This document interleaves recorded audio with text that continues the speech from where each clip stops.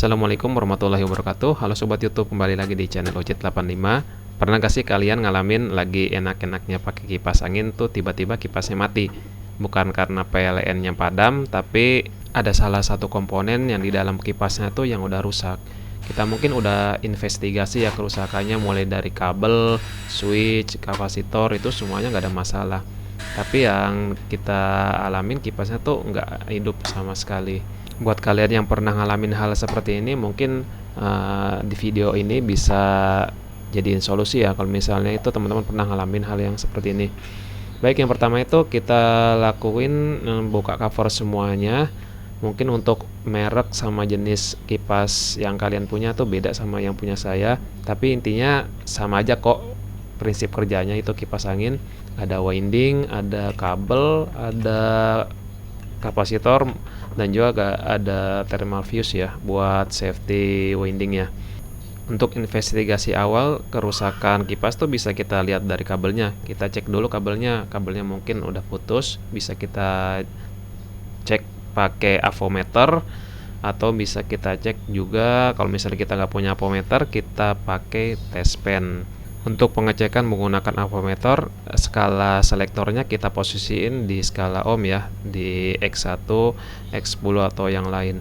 Sedangkan untuk cara yang kedua menggunakan test pen, kita colokan steker pada stop kontak, kita cek kabel satu persatu.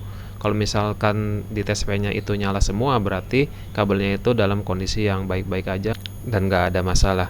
Untuk tahap kedua pengecekan, kita cek di area winding ya, kita pakai indera penciuman, jangan dicium menggunakan bibir juga, tapi menggunakan indera penciuman.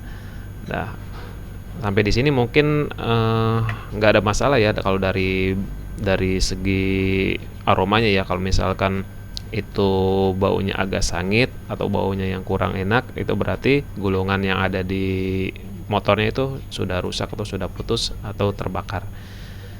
Nah, untuk pengecekan yang lebih lanjut lagi, kita buka cover baut yang ada di bracket motornya sebanyak 4 buah.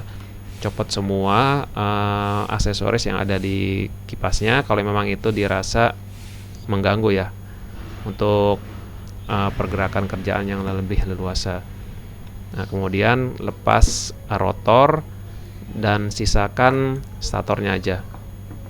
Di sini mungkin tahap akhir dari pengecekan kipas yang rusak yang mungkin kita alamin. Umumnya untuk semua jenis kipas angin itu ada thermal fuse. Nah, di bagian ini thermal fuse itu berada, biasanya itu bentuknya kotak hitam kecil. Nah, itulah thermal fuse yang biasa diaplikasiin di winding untuk semua jenis kipas angin ya. Baik kipas angin standing, kipas angin exhaust juga pakai juga. Nah, setelah kita dapatin tuh fuse-nya, kita cek ya. Untuk normalnya sih kalau misalnya kita pakai avometer, fuse-nya itu bergerak tuh kalau misalnya kita cek. Ini yang standarnya. Nah, kalau misalnya kita cek itu nggak ada pergerakan di avometer, berarti memang thermal fuse-nya itu yang rusak. Segera ganti thermal fuse dengan thermal fuse yang baru. Atau misalkan teman-teman nggak punya thermal fuse baru nih, cara hacknya yang lebih mudah, kita jumper aja secara langsung. Tapi itu nggak jadi solusi, malah kalau misalkan ada kendalanya di windingnya atau misalnya kipasnya macet, thermal fuse-nya nggak ada, malah gulungannya yang kebakar. Nah, untuk proses penggantian thermal fuse dan buka gulungan kabelnya itu harus hati-hati ya, karena lilitan kabelnya itu pakai kawatnya memang tipis banget. Kalau misalnya kita salah cabut atau kurang berhati-hati, kawatnya bisa putus. Seandainya semuanya udah selesai, kita tinggal kembalikan lagi posisinya, kita kasih kabel tis atau teman-teman bisa pakai tali ya, jangan kawat, harus tali yang benang.